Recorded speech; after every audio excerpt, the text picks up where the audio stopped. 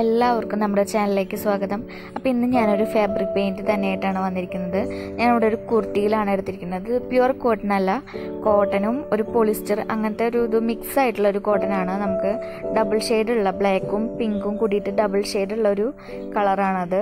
അപ്പോൾ അതിലേക്ക് ഞാനിവിടെ മഞ്ഞ ട്രേസ് പേപ്പർ എടുത്തിട്ട് അതിൻ്റെ മുകളിൽ വെച്ചാൽ നേരിട്ട് ട്രേസ് പേപ്പറിൻ്റെ മുകളിൽ കൂടിയാണ് ഞാൻ താമരയാണ് വരയ്ക്കുന്നത്. താമരയും ഇലകളും കൂടിയിട്ടാണ് വരയ്ക്കുന്നത്. നിങ്ങൾക്കിനി വേറൊരു പേപ്പറിൽ ഡിസൈൻ എങ്ങനെയാണ് വേറെ വല്ലയിടത്തുനിന്നും ട്രേസ് ചെയ്യുക അല്ലെങ്കിൽ നോക്കി വരയ്ക്കുക അങ്ങനെ എന്തെങ്കിലും ചെയ്തതിന് ശേഷം ആ പേപ്പർ ട്രേസ് പേപ്പറിൻ്റെ മുകളിൽ വെച്ചിട്ട് ഇതേപോലെ ട്രേസ് ചെയ്തെടുത്താലും മതി. അപ്പം ഞാൻ ഇവിടെ ലൈറ്റായിട്ട് കാണുന്നുണ്ടല്ലേ താമര, ഞാനൊരു താമരേനെ ഇങ്ങനെ ട്രേസ് ചെയ്ത് കാണിക്കുന്നുള്ളൂ. ബാക്കിയൊക്കെ ഞാൻ കൈകൊണ്ട് നേരിട്ടിട്ട് അല്ലെങ്കിൽ ഡയറക്റ്റ് പെയിൻ്റാണ് ചെയ്യുന്നത്. അപ്പോൾ ഇതിലേക്ക് ഞാൻ 3 കളേഴ്സാണ് എടുക്കുന്നത്. വെള്ള, പിങ്ക്, പച്ച. ഈ 3 കളർ മാത്രമേ ഞാൻ ഇതിൽ ഉപയോഗിക്കുന്നുള്ളൂ. ഈ 3 വെച്ചിട്ടാണ് ഷെയ്ഡിങ് ചെയ്യുന്നത്. കൂടുതൽ എല്ലാത്തിലും വെള്ള കളറാണ് കോമൺ ആയിട്ട് ഉപയോഗിക്കുന്നത്. അപ്പോൾ താമരയുടെ ഇതളുകൾ ഞാൻ വെള്ളയും പിങ്കും ഉപയോഗിച്ചിട്ടാണ് ചെയ്യുന്നത്. വെള്ളയും അടിയിൽ നിന്ന് വെള്ളം കൊടുക്കും, മുകളിൽ നിന്ന് ഇതളുകളുടെ തുമ്പിൽ നിന്ന് പിങ്കും കൊടുത്ത് രണ്ടും കൂടി ഷെയ്ഡ് ചെയ്തിട്ടാണ് ഞാനിതേപോലെ ചെയ്യുന്നത്. ഞാൻ ഈ കളറ് ടോപ്പായ കാരണം കൊണ്ട്, അതായത് ഈ പിങ്ക് ഇങ്ങനത്തെ ഒരു ടോപ്പായ കാരണം കൊണ്ട് അതിന് കോൺട്രാസ്റ്റ് ആയിട്ടാണ് ഞാൻ ഈ കളറ് താമരയ്ക്ക് പിങ്ക് താമര എടുക്കുന്നത്. നിങ്ങൾക്ക് വേണമെങ്കിൽ വെള്ളത്താമര, നീലത്താമര അതൊക്കെ നിങ്ങളുടെ ഇഷ്ടത്തിനനുസരിച്ച് ചെയ്യാം. നീലത്താമരയ്ക്ക് ആകുമ്പോൾ ഒന്നുകൂടി നല്ല ഭംഗി ഉണ്ടാവും. അപ്പം നമ്മൾ റോസിന് പകരം നീല കളർ എടുത്താൽ മതി. അപ്പം നമുക്ക് എങ്ങനെയാണ് ഷെയ്ഡ് ചെയ്യുന്നത് നോക്കാം. ഇതിപ്പോൾ ഞാൻ അധികം ലാഗ് ചെയ്യിപ്പിക്കുന്നില്ല, എന്നാലും നമുക്ക് ഇമ്പോർട്ടൻ്റ് ഉള്ള കാര്യങ്ങൾ മാത്രം ഒന്ന് കുറച്ച് സ്പീഡിൽ ഞാൻ ചെയ്ത് കാണിക്കുന്നത്. അധികം ടൈം ആയാലും ഇപ്പോൾ നിങ്ങൾക്കായാലും കണ്ടിരിക്കാൻ ബോറടിക്കും.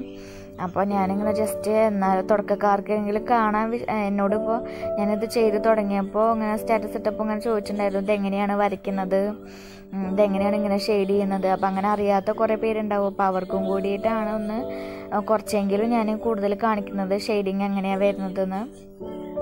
അപ്പോൾ അറിയുന്നവരായിട്ടുണ്ടെങ്കിൽ സ്കിപ്പ് ചെയ്ത് കണ്ടോളൂ കേട്ടോ.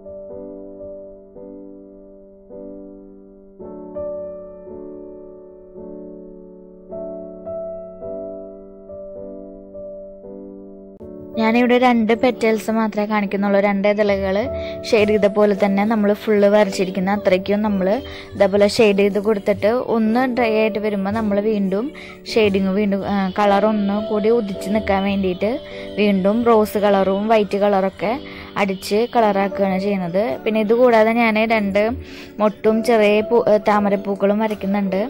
അത് ഇതേപോലെ തന്നെ ഷെയ്ഡിങ്, അപ്പോൾ അതേപോലെ ഷെയ്ഡ് ചെയ്തിട്ട് കംപ്ലീറ്റ് ആക്കുക.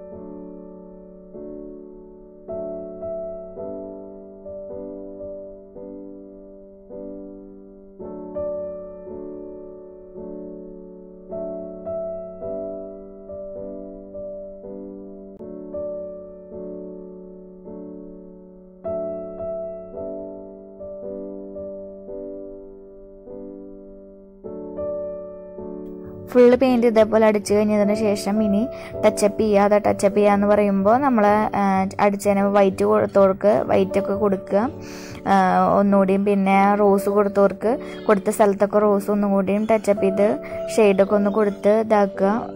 ഷെയ്ഡൊക്കെ കൊടുക്കാനായിട്ട് അറിയുന്നുണ്ടെങ്കിൽ അതേമാതിരി ചെയ്യുക. ഞാൻ ചെയ്യുന്നത് നോക്കണ്ട, ഞാനിപ്പോൾ ഏറ്റവും എളുപ്പത്തിൽ നമുക്ക് എങ്ങനെ ചെയ്യാം. ഇതിപ്പോൾ അത്രയ്ക്ക് എളുപ്പം എന്ന് പറയാം, എന്നാലും ഒരുവിധം സിമ്പിളാണ് ഇതേപോലെ ചെയ്യാൻ വേണ്ടിയിട്ട്. ജസ്റ്റ് നല്ലൊരു ബ്രഷ് ഉണ്ടെങ്കിൽ നമുക്ക് നല്ല ഫ്ലുവൻ്റ് ആയിട്ട് നമുക്ക് ഇതേപോലെ നന്നായിട്ട് ഷെയ്ഡ് ചെയ്ത് കൊടുക്കാനൊക്കെ പറ്റും.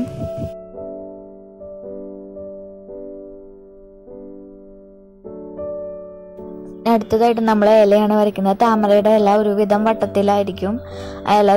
ഞാൻ എൻ്റെ ഒരു ഊഹം വെച്ചിട്ടാണ് താമരയിലൊക്കെ വരച്ചിരിക്കുന്നത്. അപ്പോൾ അതിന് ഞാൻ എടുത്തിരിക്കുന്നത് വൈറ്റും ഗ്രീനും കളറാണ്. പച്ചയും വെള്ളയും നമ്മൾ അടുക്കിൽ വെള്ള കളറും ഇങ്ങനെ പച്ച ചുറ്റോട്ടത്തും ഇങ്ങനെ ഷെയ്ഡ് വരുന്ന രീതിയിലാണ് ചെയ്തിരിക്കുന്നത്. 2 വലിയ ഇലയും പിന്നെയൊക്കെ കുഞ്ഞു കുഞ്ഞു ഇലകൾ ഡിസൈൻ പോലെ ചെയ്ത് കൊടുക്കുകയാണ് ചെയ്തത്. നിങ്ങളുടെ താല്പര്യാർത്ഥം കുറച്ചും കൂടി കൂടുതൽ ഇലകൾ വേണമെങ്കിലോ വള്ളികൾ വേണമെങ്കിലോ ഒക്കെ കൊടുക്കാം. ഡിസൈൻ എങ്ങനെ മനോഹരമാക്കാൻ പറ്റുന്നോ അങ്ങനെ ചെയ്യാം. ഞാൻ അവിടെ സിമ്പിളായിട്ടൊരു ഡിസൈനാണ് കാണിക്കുന്നത്.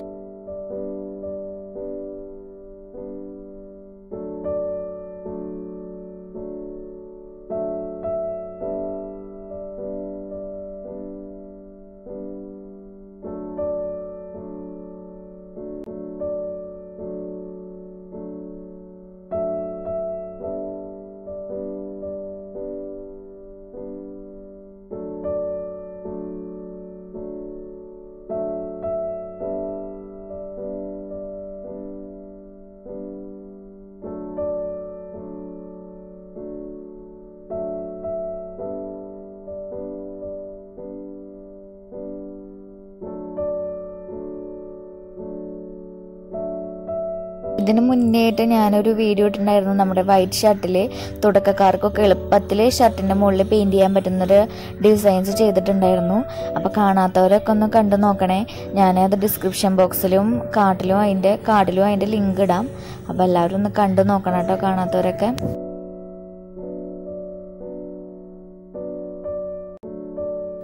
അപ്പോൾ ഇതുപോലുള്ള ഓണം ബന്ധപ്പെട്ട വീഡിയോസ്, അതായത് ഞാനിപ്പോൾ ഇതൊരു ഓണത്തിന് എന്നുള്ള രീതിയിലാണ് ചെയ്യുന്നത്. അതായത് നമുക്കിപ്പോൾ ഓണത്തിന് സിമ്പിളായിട്ട് നമ്മുടെ ഏതെങ്കിലും ചുരിദാർ എടുത്തിട്ട് നമുക്ക് ഇതേപോലെ ഡിസൈൻ ചെയ്തിടാം.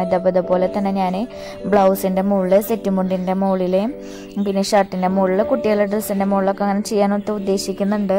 അപ്പോൾ നിങ്ങളെല്ലാവരും സപ്പോർട്ട് ചെയ്യണം. നമ്മുടെ ഒരു 68% പേരും സബ്സ്ക്രൈബ് ചെയ്യാണ്ടാണ് വീഡിയോസ് കാണുന്നത്. അപ്പം നിങ്ങൾ അങ്ങനെയൊന്നും ചെയ്യരുതെന്ന് ഞാൻ പറയണില്ല, പക്ഷെ നിങ്ങൾ സബ്സ്ക്രൈബ് ചെയ്ത് സഹായിക്കണം. അപ്പോൾ ഒരു തുടക്കക്കാരി എന്ന നിലയിൽ എനിക്കൊരു ഊർജ്ജം കിട്ടാൻ നിങ്ങളുടെ സബ്സ്ക്രിപ്ഷൻസ് ആവശ്യമാണ്, നിങ്ങളുടെ കമൻസുകൾ ആവശ്യമാണ്. അപ്പോൾ എൻ്റെ വീഡിയോസൊക്കെ ഇഷ്ടമായെങ്കിൽ ലൈക്ക് ചെയ്യണം, ഷെയർ ചെയ്യണം, കമൻറ്റ് ചെയ്യണം, കൂട്ടുകാർക്കൊക്കെ അയച്ചു കൊടുക്കണം.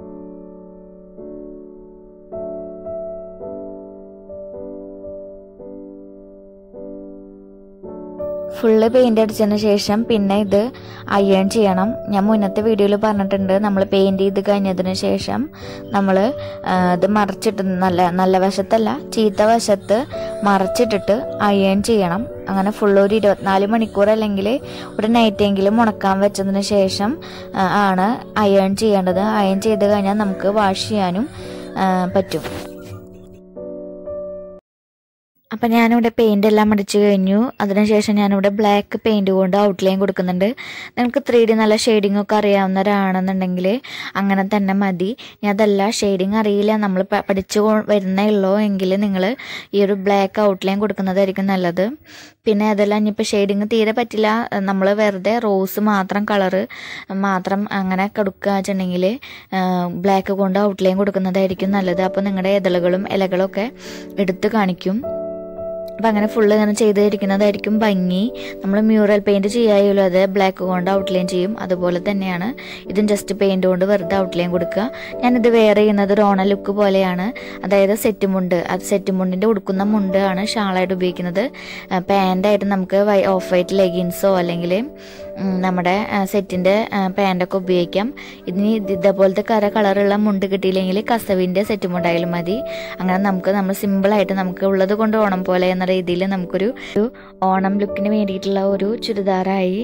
അപ്പോൾ എല്ലാവരും നിങ്ങളുടെ ചുരിദാറിൽ ട്രൈ ചെയ്ത് നോക്കി നോക്കണം. അപ്പോൾ താങ്ക് യു.